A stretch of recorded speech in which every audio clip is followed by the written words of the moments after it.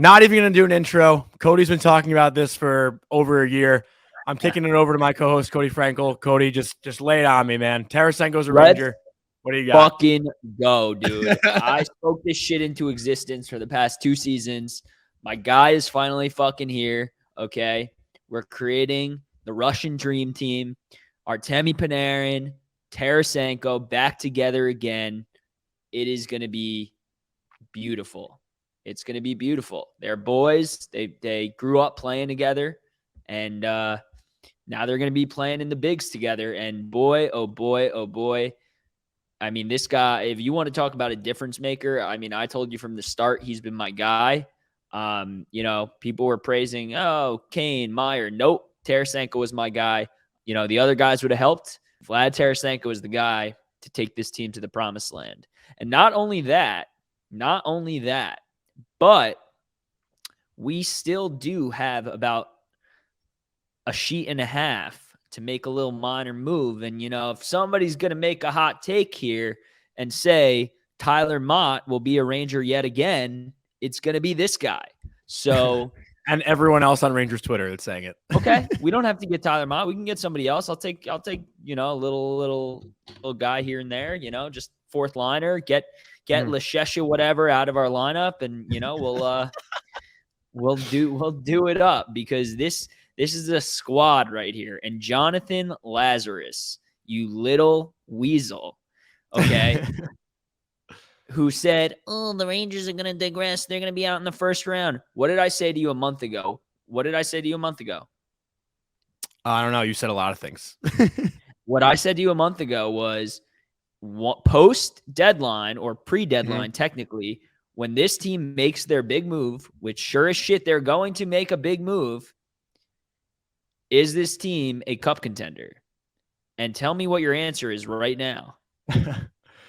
So, first of all, I think we should just announce the trade. I mean, everyone by now that's listening should know the details, but just read it out. I know it by heart. Tarasenko and Mikola for Sammy Blais, a first, a fourth, and Hunter Skinner. Bye. Correct. Okay. Well done. What was the question? Is this team a contender? Yep. So, not a contender. You're a contender. Are they a cup contender? Yeah. Right now they sit. Right now they sit as the 7th best team in the league in terms of points. That being said, and I know I say that a lot, but I'm saying it this time specifically on purpose, so you all know. Okay. The Devils are hurt right now. You're on fire. The Devils are hurt right now. Jack Hughes might be out for quite a while. Okay. I don't anticipate it take us that long to pass them. Okay. And then we have Carolina and the Bruins to deal with. Outside of those two teams, and I don't know how this team looks with Tarasenko, because on paper they look pretty damn fucking good. But, outside of those two teams, and if you want to talk about, I don't know, in the West, like, I mean, the Avs are shitting bricks here. So if you want to talk about like the top dog in the West, that's Dallas right now. We beat Dallas. So outside of those two teams, does anybody really scare you who can give this team a little bit of trouble? I don't know. Okay. So I definitely want to dive deep. And, I said last week that I didn't think getting one big fish would get this team over the hump, but I was also thinking that we'd give up a lot more than what we did. The Rangers basically got Tarasenko for fucking nothing. This was a Chris Drury, and I know a lot of people have tweeted it, but oh God, man, this was highway robbery. Like at 50, if you told me a couple of years ago that we were trading basically Buchnevich, and a couple picks and prospects for Tarasenko, I think everyone would have done that in a heartbeat, because that's essentially what this is, right? Like, they flipped Sammy Blais and Buchnevich, a couple years ago, and now this has turned into Tarasenko. But, to that point, like, Nico Mikkola is also a solid, big fucking lefty defenseman, too. Dude, that can skate. Physical he can skate. Guy, can skate. He's not a points guy at all. So if you're looking for that, you're not going to get that. But you're looking at, a big, like, stay-at-home body who can bully people if he needs to. And we need that on this team. He's 26 years old. He'll fit right in with Schneider, and they could be a little Bash Brothers action. We'll have to see. So I want to keep going, because I tweeted out the lines that I think would work the best. I mean, obviously, listen, I'm not Gerard Gallant, and I know people are going to have Cody, you're gonna want to probably make some changes too. But I think first line you go Panarin, Zibanejad, Tarasenko, right? Just load it up on no that brainer. first line. No brainer. Yeah. Second line, kid line. Like I'm tired of the kid line being the third line. Give them the minutes. I think there's no doubt about it right now, and you can make the argument for Trouba the last couple of games, but the kid line is the heart and soul of this team. And you can say Shesterkin, sure, but as far as that on ice energy goes, when the kid line is together, that team fucking buzzes off those three kids. And I don't know anyone that can argue that at this point. Yes, and I'm glad you brought up Trouba as well because he's gotten so much flack since he's been named captain. You want to talk about what a captain does for his team? He does exactly what Jacob Trouba has done for us the last 10 games. This dude puts his body on the line. He rings the bell with whoever and literally sets the tone to get his guys hyped up and get W's. And that's what we've been fucking doing is getting W's, baby. So I want to keep going, if you'll let me. Okay. So third line, Kreider, Trocheck, Gauthier. And when you think of those three together, I don't know if there's a faster third line in the NHL. If you put those three on the same line, especially Kreider and Gauthier, with them being the physical aspect of those two on a line together, the speed on the wings and in the middle with Trocheck, like I think those three together would be pretty fucking good. Yeah, it's not going to happen though. It's not because they're probably going to put VZ over Gauthier in that spot. Obviously, but VZ or Goodrow, one of them is going to slot down, but the other one will stay on. Well, so the fourth line, I have Goodrow on the left, Lecision in the middle, and VZ on the right. Who is the middle guy? Lecision. Jake Lecision. You say Lecision. No. That's Lashi whatever. Lecision. Lecision. It's not Cision. Like you're opening up a fucking cut over here, okay? You don't even know how to say his name. You're absolutely right. Yes, spell it for me. That's what I thought. I think it's like Leschy. I'm just giving you a hard time. All right, just throwing a lot of S's and Y's in there. So I tweeted this though after that line chart, and I honestly said, remember, I was born in 1996. I had a lot of people saying, I don't know, the 94 team, blah, blah, blah, blah, blah. I think in my lifetime, this is the most skilled New York Rangers roster that I've ever seen, at least on paper. You look at Artemi Panarin, Vladimir Tarasenko, two, prolific goal scorers, or not necessarily Panarin. Panarin's a playmaker more so on this roster. Then you have Zibanejad, who's become arguably a top 10, 15 center in the league. You have Adam Fox, a Norris Trophy winning defenseman. You have Igor Shesterkin, who's a Vezina winning goalie. You have Capo Caco, a second overall pick. Alexi Lafreniere, a first overall pick. Filipino, a first-round pick, who's starting to fucking light it up right now. He's got 7 goals in his last 5 games. Who am I missing? Keandre Miller, who's going to be, You say Adam Fox? Yeah, I said Fox. Obviously, I said Fox. Keandre Miller, who's going to be, a very good defenseman in this league one day if he's not there already. There's not many weaknesses on this roster. There's no fucking Greg McKeggs. There's no, Brandon Pruss. There's no... no disrespect to those guys, but people want to say that there were better teams in the 2010 era. I can't think of anyone. Who was the power play quarterback in the 2010 era? Fucking Michael Delzato? Keith Yandel for the 2 years that he was here. He was great, but he's no Adam Fox. This power play unit is about to be fucking disgusting. We actually had a guy, I want to credit the person who DM'd us. I think it was Pete Maloney. Let me just double check. The DM was from Matthew Sorkin. What does the first power play unit look like now, or will it still be the same? I just replied, it looks like porn. And he goes, all I need to hear. This power play unit, man, the Rangers power play. What's up? Who's coming off for I think there's no doubt that Trocheck has to. He hasn't done enough to keep himself on it. So who's playing on the bumper? I think Kreider's just net front. Okay. Bumper. Sure, I don't know if they're on the bumper, dude. They might not do a bumper. They might gas it. Yeah, bumper's overrated, man. But I do want to circle back real quick. Going umbrella.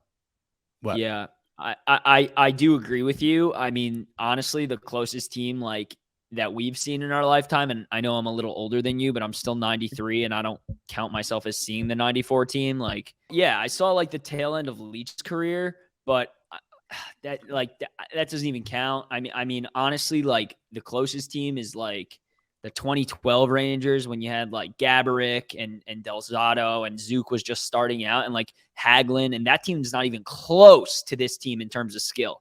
Not even close. The 2015 team was probably the best.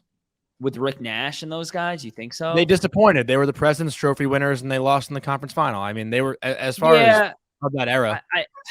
I mean, I guess, but like, dude, we had like 170-point player. Like Derek Brassard was like our second best player. I know Marty St. Louis was on that team, but he was only like a 50-point player when he played for us. Like he was at the tail end of his career. Like point being, we haven't seen this. Okay, we have not seen this. This team has 6 superstars now. It's fucking insane. I think this team is very special. They figured out their problems. They're absolutely rolling now. They're finding ways to win those close games, which they couldn't do at the beginning of the season. And I could see this team going on a run and taking this shit. I truly could. I couldn't envision this team beating Boston a couple weeks ago.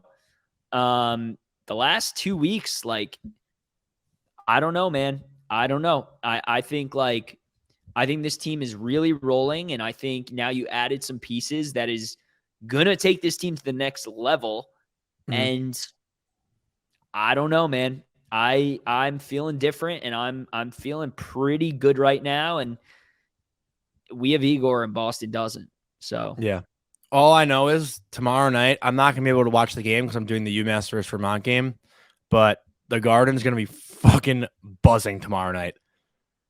Well, can we send a big fuck you to them because they like raised ticket prices like $50 a pop for every single game for the rest of the season as soon as the Tarasenko trade went? Dude, the Winnipeg game, I'm going to that game.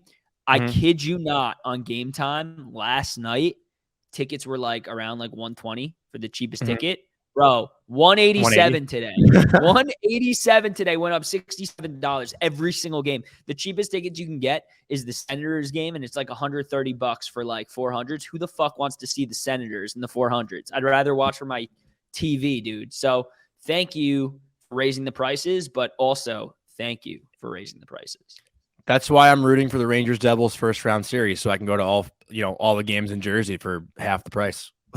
I mean, I still think like people would buy that shit out. It would be super expensive, but I'm gonna buy it. Obviously. But dude, yeah. I just want to talk about your point of the last week though of the games. Like obviously we'll talk about the Calgary game, which was one of the best hockey games I've ever watched, and I only got to see half of it, the second half, because we were talking to. Should we announce our guest? Should we just say it on Monday?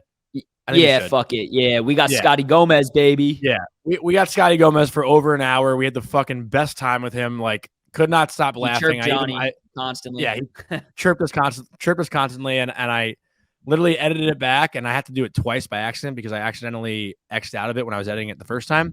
So Johnny. I listened to it twice already, and it's fucking hilarious. Like, we ended up talking for like 30 minutes after, and I think he can come back on, later on in the year. He was a gem. And honestly, at the beginning, before we like started recording, he just shit on Johnny for like 10 minutes straight. And I kid you not, I've never seen Johnny's face so orange. It was awesome. But no, he's going to be great. And yeah, we're excited. I mean, do you have anything else to touch on? Well, yeah, I wanted to make a point, but I was talking about like, the Calgary game and the Vancouver game. The one thing that I want to see, like I'm still convinced. Okay, so my mind is flipped. Like this team you now. Didn't answer my question. I just realized. What? I just realized you never answered my question. I asked you if we were contenders, and you didn't respond. Oh, 100%. I think now. I think my prediction before the season is listen. It's it was the snaps team to that Johnny. point. Accountability snaps. It was the team to that point, but I was the same way last year. Like I didn't really believe in them last year until they made the deadline moves, and then instantly things changed. So I think it's kind of the same thing this year, and they could still make more improvements. Dude, this deadline's already better than last deadline. Oh yeah, of course. And we got the D guy, we got the superstar, and like I still think they're gonna make some super minor tweak. Dude, can you imagine if they trade for Jeannot? $800K is his salary. Can you imagine? That would be chef's kiss, honestly. They probably will with your predictions. Thank you. But back what I was saying, the one thing still, you watch that game against Vancouver, the Rangers, Still some holes to fix. They weren't. Listen, that's a team they should fucking beat up, and they didn't. Gary. You know, I don't know. Can you hear Bro, that? That was a loud. tell that motorcycle to chill the fuck That out, okay? fucking asshole revving on his engine right here. But whatever. Okay. The Get out one of thing your I want to closet. see. The one thing I still want to see. What did you say? Say, get out of your closet. Oh, me? Yeah. Oh. Like the one thing I recording in still a want to closet. see is just beating those bad teams convincingly. You know, like that's really what I want to see. Like You're not wrong. that's what, like, the Rangers have always played down to their level and played up to their level. They got to just be consistent, beat the fucking shit out of the bad teams, and compete with the good teams. And that's all you need to be considered a Stanley Cup contender. Like that's what Boston does. Like Boston beats the shit out of the bad teams, as they should. But back to what you originally said, back to your original question, like if this roster can't do it, then I mean, come on. Like, so you're right. You're right. Yeah. You know, we have two really big tests tomorrow and Saturday against the Kraken and Canes. Like those are two very big tests for this team. The Kraken always play us incredibly well. I think yes. I just want to ask, or not ask, I want to say, if anyone listens that takes my bets, hammer the Rangers money line on Saturday. I'm pretty sure Igor is going to start that game. I think Halak will start Friday night, but the Canes have not played in 10 days. It's going to be a rest versus rust situation, and the Rangers are buzzing right now. Carolina, it's going to take them a bit to get their legs under them, you know, having so many days off. So I'm me pounding something is putting like $200 on it, which to me is a lot of money. You got so excited. What? Well, my friends, like today I said, like I tweeted, I'm putting like all my money on the Islanders Canucks under 6.5. And my friends were like, dude, like just don't mislead people. They might think you're putting like $2,000 on it. Like, you know, like some people just take me too literally. Yeah.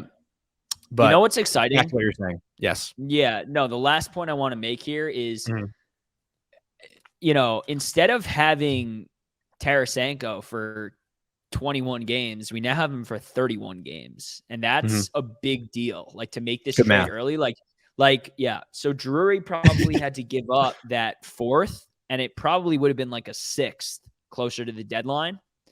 But, you know, he did that knowing like this team has the chance to be special. And, you know, I just want to give props because he's gotten some stuff, especially like, you know, Buchnevich trade, all that jazz. But like, dude, he knows what he's doing. He's the right man for the job, clearly.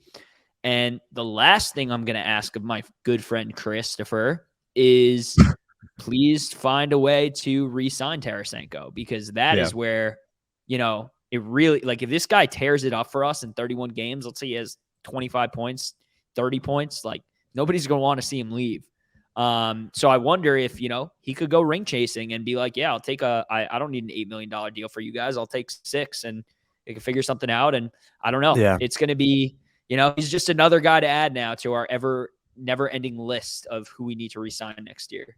Well, that's what I was going to say too. He has the ring. He won it obviously in 2019 with the Blues. Do you think maybe this incentivizes like a Hedel, Miller, Lafreniere to take like a 2-year deal to try to win a cup early, or is that not? I think Lafreniere is at the point where he's getting under $3 million. So I think he's probably going to be 2.5 to 3. Hedel, this was completely unexpected. Okay. Yeah. Nobody knew he was going to literally heat up and Molly Walker. Got to give her credit. Molly did, but that is very true.